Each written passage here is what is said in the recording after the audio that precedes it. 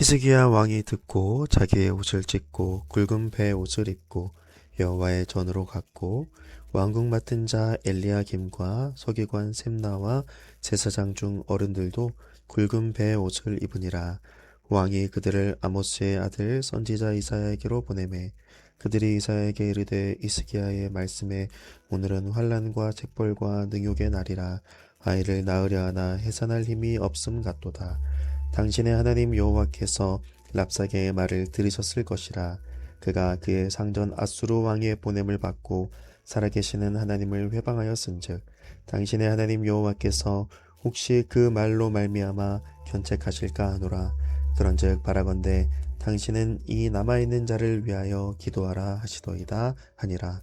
그리하여 히스기야 왕의 신하들이 이사야에게 나아가매 이사야가 그들에게 이르되 너희는 너희 주에게 이렇게 말하라.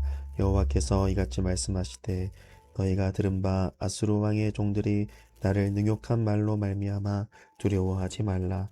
보라, 내가 영을 그의 속에 두리니 그가 소문을 듣고 그의 고국으로 돌아갈 것이며 또 내가 그를 그의 고국에서 칼에 죽게 하리라 하셨느니라 하니라.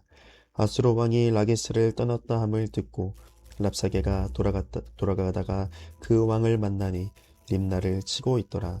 그때에 아수르 왕이 구스 왕 디르하가의 일에 관하여 들은즉 사람들이 이르기를 그가 나와서 왕과 싸우려 한다 하는지라.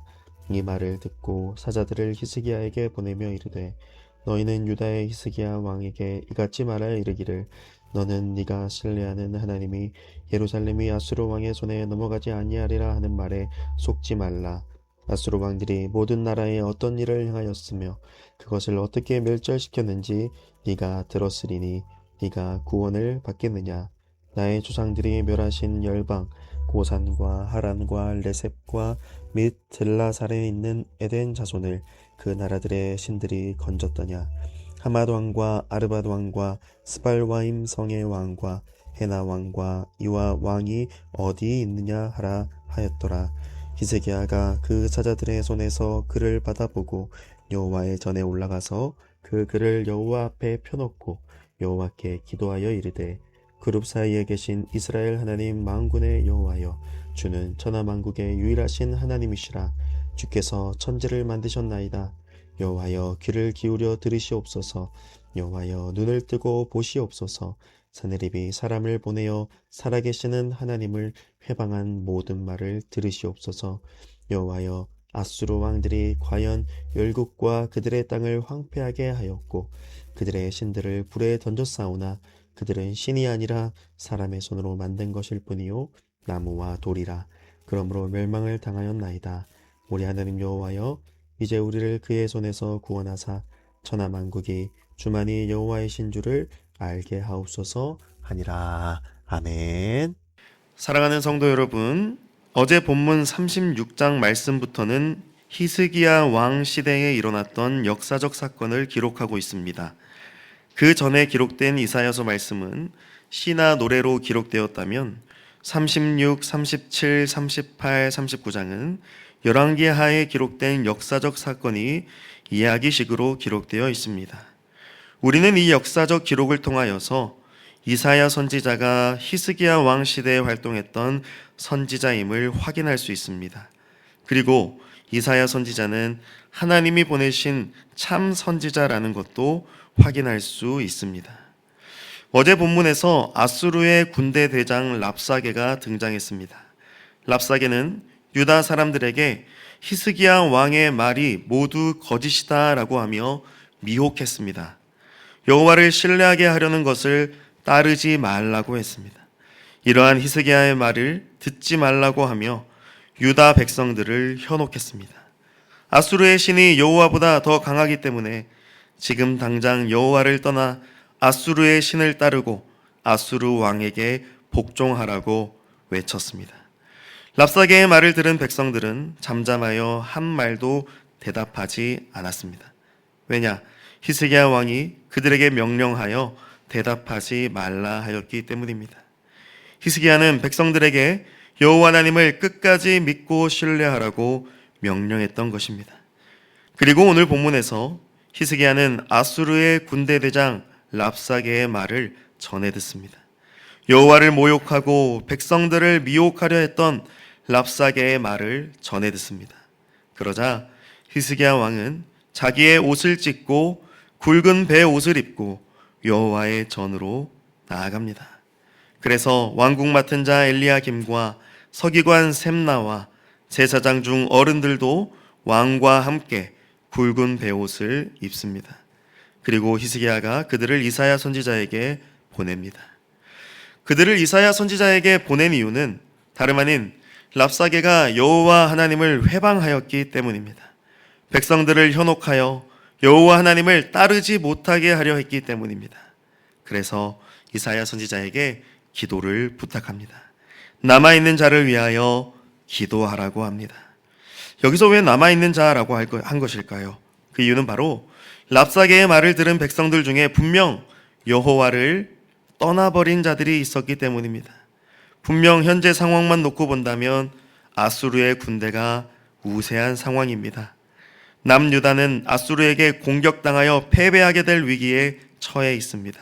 그러니 현실을 본 백성들이 랍사게의 말을 들었을 때에 여호와를 버리고 아수르 진영으로 도망하게 되었던 겁니다. 그러나 히스기야는 눈앞에 보이는 현실 앞에서 선지자 이사야를 찾아가 기도를 부탁합니다. 왜냐하면 눈앞의 현실을 돌파해낼 수 있는 방법은 오직 하나님께 기도하는 것밖에 없기 때문이죠. 여호와 하나님을 의지하는 것밖에는 지금 이 상황을 해결할 수 있는 방법이 없습니다. 그래서 히스기야는 위기의 현실 앞에서 이사야 선지자를 찾아간 것입니다. 그러자 이사야가 무엇이라 대답합니까? 6에서 7절 말씀에 여호와께서 아수르 왕의 종들이 능욕한 말로 말미암아 두려워하지 말라고 합니다. 여호와께서 여호와의 영을 보내셔서 랍사게를 물리치고 아수르의 군대를 물리치실 것이라고 약속하십니다. 이것은 곧 히스기야에게 기도 응답과도 같았습니다. 사랑하는 성도 여러분, 우리는 우리에게 닥쳐온 위태로운 현실 앞에서 어떻게 반응해야 할까요? 하나님을 향하여 의심의 마음이 들게 하고 하나님을 신뢰하지 못하게 하는 현실과 소리들 앞에서 우리는 무엇을 붙들어야 할까요? 히스기야가 하나님의 선지자 이사야를 붙들고 의지하며 기도를 요청했듯이 우리는 하나님의 아들 예수 그리스도를 붙들고 의지하며 그분의 중보를 의지해야 합니다. 원수마귀 사탄은 우리에게 계속해서 하나님을 믿지 못하게 하고 인정하지 못하게 합니다. 하나님보다 현실이 더 크고 무섭게 보도록 우리를 미혹합니다. 현실을 현실적으로 판단하고 받아들이게 만들어서 우리가 현실 앞에 두려워 떨게 만듭니다. 그럴 때 우리는 무엇으로 돌아가야 합니까? 바로 십자가 복음으로 돌아가야 합니다. 예수 그리스도의 구속의 은혜로 돌아가야 합니다. 그 십자가로 모든 원수를 물리치시고 멸절하신 예수 그리스도의 승리를 붙들어야 합니다. 이미 그 십자가로 말미암아 우리를 미혹하는 사탄 마귀가 무너졌음을 선포해야 합니다. 지금도 예수 그리스도의 중보로 말미암아 내가 보호받고 있고 성령의 두루마기로 나를 싸매셔서 지키고 계신다는 그 복음의 말씀을 붙들어야 합니다. 우리가 세상 속에서 하나님 백성으로 살아가다 보면 많은 미혹의 소리들을 듣곤 합니다. 하나님이 진짜 존재하는가? 지금 현실을 보고 세상을 보면 하나님이 있다는 것을 어떻게 증명할 수 있는가라고 하며 하나님 존재에 대해 의심하게 만들고 믿음을 흔들리게 만드는 소리들을 듣습니다. 그런 상황이 우리 앞에 다가올 때 우리는 우리의 지식과 능력으로 그 미혹의 소리들을 대적할 수 없습니다. 우리 역시 연약하여서 그 미혹의 소리에 유혹당하고 넘어지게 됩니다. 그럴 때에 우리는 복음의 본질로 돌아와야 합니다. 하나님 말씀으로 돌아와야 하며 기도의 자리로 돌아와야 하며 예수 그리스도의 십자가 구원의 은혜만 붙들어야 합니다. 예수 그리스도의 중보로만 우리는 세상 유혹에도 결코 무너지지 않고 그 소리들을 대적하며 승리할 수 있기 때문입니다. 사랑하는 여러분, 세상의 유혹과 미혹의 소리가 들려올 때 우리의 마음과 우리의 발걸음을 하나님 말씀 앞으로 기도의 자리로 돌이키기를 소망합니다. 지금도 우리를 위하여 중보하고 계시는 하나님의 아들 예수 그리스도를 의지하며 붙드시기를 바랍니다. 그럴 때 반드시 우리는 넘어지지 않고 세상의 소리를 대적하며 하나님이 주시는 평안의 구원으로 살아가게 될 것입니다. 오늘 본문 8절부터 보면 아수르의 왕이 또다시 사자들을 히스기야에게 보내어 미혹의 소리를 합니다. 11절에 어떻게 네가 구원을 받겠느냐라고 합니다. 즉 아수르 왕이 모든 나라를 제패하고 다스리고 있으니 여호와를 버리고 아수르 왕에게 굴복하라는 것입니다. 아수르 왕이 전쟁마다 승리했던 전적이 이러이러하니 너희는 아수르 왕에게 복종하라는 것입니다. 그러자 히스기야가 또다시 어떻게 합니까? 14에서 15절 말씀에 히스기야가 그 사자들의 손에서 글을 받아보고 여호와의 전에 올라가서 그 글을 여호와 앞에 펴놓고 여호와께 기도하여 이르되 라고 말씀합니다. 히스기야는 이 아수르 대적들의 모욕과 미혹이 찾아왔을 때 여호와 하나님 앞에 나아가 간절히 기도합니다. 그 글을 여호와 앞에 펴놓고 기도한다고 합니다. 즉 지금 처한 위기의 상황을 낱낱이 하나님께 아뢰고 맡겨드리는 기도를 하는 것입니다. 그리고 15절에 그 기도의 내용을 보면 여호와 하나님이 창조주 하나님이시며 모든 만물과 나라들을 주관하시고 다스리시는 하나님이심을 고백합니다. 즉 히스기야는 여호와 하나님이 참 하나님이시며 아수르의 신들은 헛된 우상일 뿐임을 고백하는 것입니다. 다시 말해 여호와 하나님에 대한 바른 신앙의 고백으로 기도드리는 것이죠. 이것은 우리가 하나님 앞에 기도할 때에 가장 먼저 고백해야 할 기도 제목입니다. 우리의 모든 상황과 형편을 먼저 아뢰기보다 우리가 기도하는 하나님이 누구이신지를 바르게 신앙 고백하는 것에서 기도가 시작되며 그것이 바른 기도입니다. 우리가 믿는 하나님은 천지 만물을 창조하시고 다스리시는 유일하신 하나님이시라는 고백에서부터 우리의 기도가 진정 효력이 있게 되는 것이죠. 우리의 기도가 단지 헛된 우상, 사람의 손으로 만든 가짜 신에게 비는 것이 아닌 살아계시고 유일하신 참 하나님에게 기도한다는 것을 아는 것이 기도에 있어서 중요한 것입니다. 그렇지 않으면 우리의 기도는 헛된 것이 되어버리기 때문이죠. 18절에서 19절에 히스기야는 아수르 왕들이 열국을 황폐하게 하고 그 열국들의 신들을 불에 던졌다고 합니다. 이 일은 실제로 아수르가 그 당시에 이스라엘 주변 전역을 전쟁으로 다스렸음을 보여줍니다. 그러나 그들이 아무리 힘이 세고 강력하여 주변 나라들과 그들의 신들을 불에 던졌다 하지만 정작 그들은 신이 아니라 사람의 손으로 만든 것일 뿐이라고 합니다. 단지 나무와 돌일 뿐이기에 멸망당한 것이라 당연한 것이라 그렇게 말합니다. 이게 무슨 말입니까? 이방 나라들, 아수르에게 멸망당한 나라들은 헛된 우상들을 숭배했기에 그 우상들이 절대 그 나라들을 지켜줄 수 없었다는 겁니다. 헛된 우상을 숭배하는 나라들은 아수르의 공격을 절대 이겨낼 수 없었고 황폐하게 될 수밖에 없었다는 것입니다.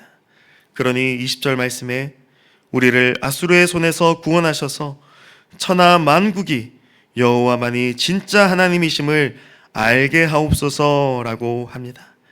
세상 나라들은 헛된 우상들을 숭배하여 패배하고 멸망하였으니 이제 이스라엘 나라는 살아계신 유일하신 여호와 하나님께서 구원하셔서 하나님의 참 하나님 되심을 나타내 보여주시라고 기도하는 것입니다. 히스기야의 기도는 여호와 하나님의 참 하나님 되심을 나타내 보여주라는 기도였습니다. 단지 이스라엘을 살려주십시오라고 하는 기도가 아니라 그 일을 통하여서 여호와 하나님의 창조주 되심과 구원주 되심을 온 세계 열방 가운데 나타내 보여주시라는 기도였습니다. 이것은 단지 자신이 드러나고 나타나는 기도가 아니라 여호와 하나님이 드러나시며 높임 받으시도록 하는 기도였던 것입니다. 사랑하는 성도 여러분, 우리의 기도는 무엇을 위하고 있습니까? 단지 내 문제가 해결받는 것, 단지 내 앞길이 창창하게 펼쳐지는 것, 우리가 단지 문제 앞에서 문제 해결만을 놓고 그것에만 안달복달하고 있다면 우리는 자칫 우상에게 숭배하는 기도를 하는 것과 다를 바가 없을 수도 있습니다. 문제 앞에서 우리의 기도는 오직 우리의 중보자가 되시는 예수 그리스도와 그분의 이름이 드러나시고 높임 받으시기 위하여 드려져야 합니다. 현실 속에서 우리의 기도는 오직 여호와 하나님만이 살아계신 유일한 창조주이시며 구원주이심을 드러내고 높여드리는 기도여야 합니다. 히스기야의 기도는 마치 예수님의 기도를 생각나게 합니다. 예수님이 어떻게 기도하십니까? 예수님은 단 한 번도 자신의 영광을 위해 기도하지 않으셨습니다. 예수님은 오직 아버지의 일과 아버지의 영광을 위해 기도하셨습니다. 죽은 나사로의 무덤 앞에서 예수님은 이렇게 기도하셨죠. 그러나 이 말씀하옵는 것은 둘러선 무리를 위함이니 곧 아버지께서 나를 보내신 것을 그들로 믿게 하려 함이니이다. 겟세마네 동산에서도 예수님은 이렇게 기도하셨습니다. 내 뜻대로 마옵시고 아버지의 원대로 하옵소서. 예수님의 기도는 모두 다 아버지를 드러내고 나타내며 증거하는 기도였습니다. 하나님 아버지의 살아계심과 구원하심을 선포하는 기도였던 겁니다. 한마디로 아버지의 영광을 위하여 기도하셨던 것입니다. 그리고 그 기도하신 대로 순종하셔서 자기 자신이 십자가에 달려 죽으시고 부활하심으로 하나님 아버지께 영광을 돌리신 것입니다. 사랑하는 성도 여러분, 바라기는 우리의 기도가 유일하신 여호와 하나님을 드러내고 선포하는 기도가 되기를 소망합니다. 단지 문제 앞에서 끙끙대는 기도이기를 넘어 오직 살아계시며 모든 생사화복을 다스리시는 창조주 하나님을 높여드리는 기도가 되기를 소망합니다. 우리가 믿는 하나님은 멸망당한 헛된 우상이 아니고 반드시 홀로 살아계셔서 자기 백성을 다스리시며 구원하시는 여호와 하나님이십니다. 오늘도 그 여호와의 이름 예수 그리스도의 이름을 의지함으로 하나님의 영광을 선포하며 살아가는 저와 여러분이 되기를 주님의 이름으로 축복합니다. 아멘.